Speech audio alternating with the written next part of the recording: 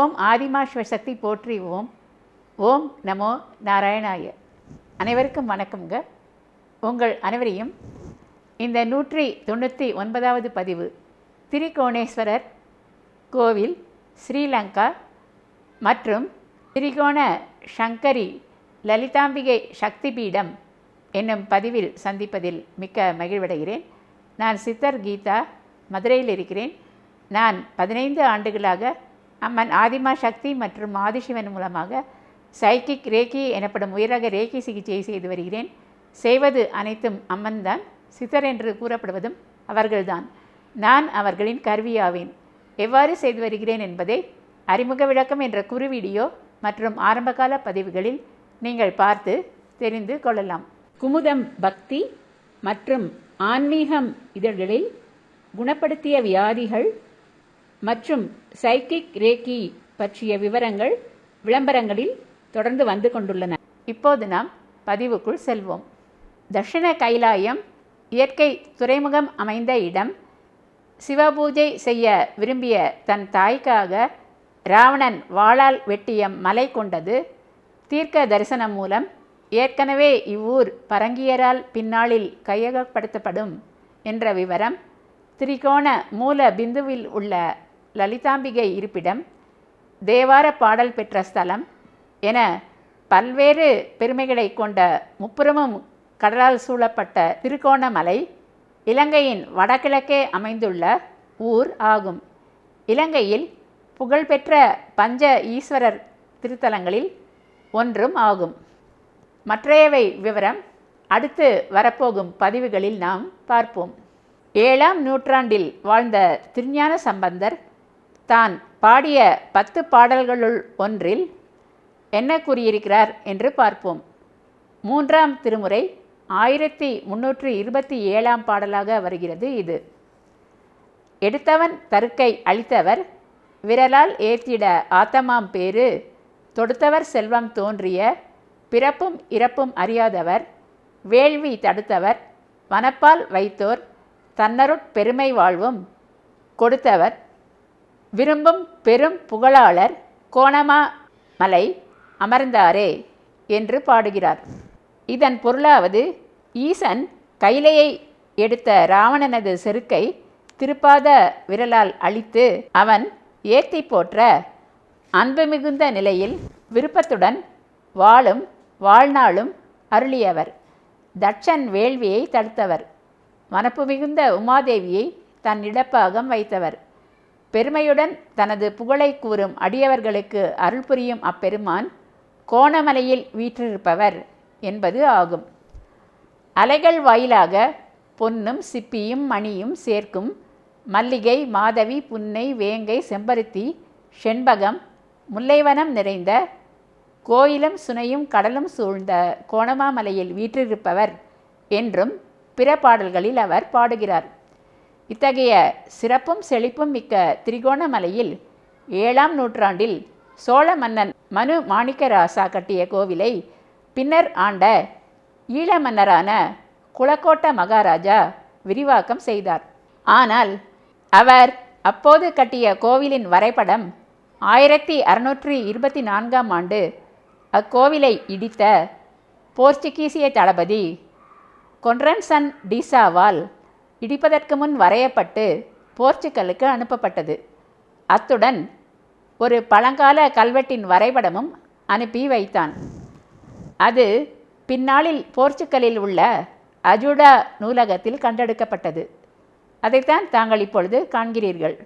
அதில் தீர்க்க தரிசனமாக கூறப்பட்ட விவரங்கள் மிகவும் ஆச்சரியப்பட வைக்கும். முன்னே குலக்கோட்டன் மூட்டும் திருப்பணியை பின்னே பரங்கி பிடிப்பனே மன்னா கேள், பூனைக்கண் செங்கண் புகைக்கண்ணன் ஆண்ட பின்னே வடுகாய் வரும்.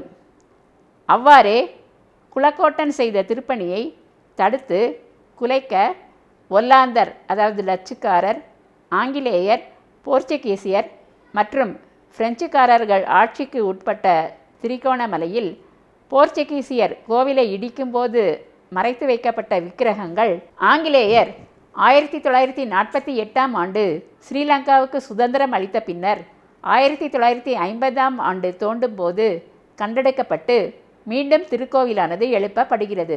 1963ஆம் ஆண்டு கும்பாபிஷேகம் நடத்த பெற்று தற்சமயம் சிறு கோவிலாக இருந்தாலும் பெரிய வரலாறை பின்னணியில் சுமந்து நிற்கிறது திருக்கோணேஸ்வரர் கோவில்.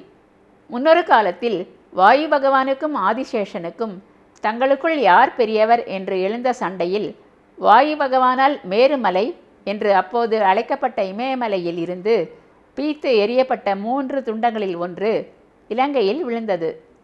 ஆகவே இது தட்சிண கைலாயம் என்று அழைக்கப்பட்டது. ராவணன் தனது அசுர குலத்தாய் கைகேசி விருப்பப்படி 1000 ஆண்டுகள் தவம் செய்து பெற்ற 2 ஆத்மலிங்கங்களும் பிள்ளையார் மற்றும் விஷ்ணு பகவானின் சமயோசித புத்தியால் ஏற்படுத்திய நாடகங்களால் இந்தியாவின் வைஜியநாத் கோகர்ணத்தில் தங்கிவிட்டன. 3வது சுயம்பு ஆத்மலிங்கம் தட்சிண கைலாயமாகிய திரிகோணமலையில் இருப்பதை உணர்ந்த ராவணன் இங்கு வந்து இதயம் எடுக்க இயலாத கோபத்தில் மொத்த மலையையே வெட்டி எடுத்துச் செல்லும் நோக்கத்தில் தனது பெரிய வாளால் மலையை வெட்டினான். அதுவே நீங்கள் பார்க்கும் ராவணன் வெட்டு ஆகும். கடலிலிருந்து பார்த்தால் நன்றாகவே தெரியும். பின் அதனால் கோபம் கொண்ட சிவபெருமானை சமாதானப்படுத்த தனது 10 தலைகளில் ஒன்றை வெட்டி அதை வீணை தலைபாகமாகவும் விரல்கள் கைகளில் உள்ள தசைநார்களை வீணையின் நரம்புகளாகவும் செய்து பின் வீணை இசைத்து சாமகானம் பாடினான். அதனால் மனமகிழ்ந்த கருணைக்கடலான சிவபெருமான் அவனுக்கு ஆத்மலிங்கத்தை தந்து அருளினார். ஆனால் அதனால் அவனுக்கு யாரும் வெல்ல முடியாத அதீத பலம் வந்துவிடுமே. பின்னர் ராம அவதாரத்தின் நோக்கம் என்னாவது? அப்போது அவன் எதிரே அந்தணர் வடிவில் தோன்றிய விஷ்ணு பகவான் அவனிடம் அவனது தாய் கைகேசி இறந்த விவரத்தை கூறினார். அதனால் மனமுடைந்த ராவணன் லிங்கத்தை அங்கேயே வைத்துவிட்டு விஷ்ணு பகவானின் அறிவுரைப்படி தன் வாளால் தரையை வெட்டி 7 வெந்நீர் ஊற்றுகளை உருவாக்கி ஈமக்கடன்களை சிறப்புற செய்தான். அந்த வெந்நீர் ஊற்றுகளே நாம் தற்சமயமும் காணும் சதுர வடிவில் கிணறுகளாக அமைந்த கன்னியா நீர் ஊற்றுகள் ஆகும். அவற்றில் நாம் குளிக்கலாம். வாளிகள் வைத்துள்ளார்கள். சுடுநீர் என்றாலும் குளித்தால் தாங்கும் அளவுக்கு இருக்கும். 7 கிலோமீட்டர் திரிகோணேஸ்வரர் கோவிலிலிருந்து அவ்விடத்திற்கு செல்லும் வழியில் ஒரு பெரிய கண்மாயை நாங்கள் கண்டோம். கடலளவு விரிந்த அந்த குளத்தை வெறும் மணல் தடுப்புகள் கொண்டு தன் மனைவி ஆடக சௌந்தரியின் கட்டளையில் இருந்த பூதங்களின் துணை கொண்டு கட்டியதால்தான் சோழ கங்க தேவன் என்ற இயற்பெயர் கொண்ட மன்னனுக்கு குளக்கோட்டன் என்னும் பெயர் வந்ததாம். அந்த குளம் பெயர் கந்தளாய் குளம். இக்கோவிலில் உள்ள சிற்பத்தில் அவன் மேற்பார்வை செய்வதாக உள்ளது. கோவிலுக்கு தரப்பட்ட வயல்களை பராமரிக்க இதுபோன்று அல்லை குளம், வெண்டரசன் குளம் என பல குளங்களை அவ்வரசன் வெட்டினான். இப்போது மிக முக்கியமான தேவி லலிதாம்பிகை சகஸ்ரநாமத்தில் வரும் திரிகோணாந்தர தீபிகா என்னும் பகுதிக்கு நாம் வருவோம்.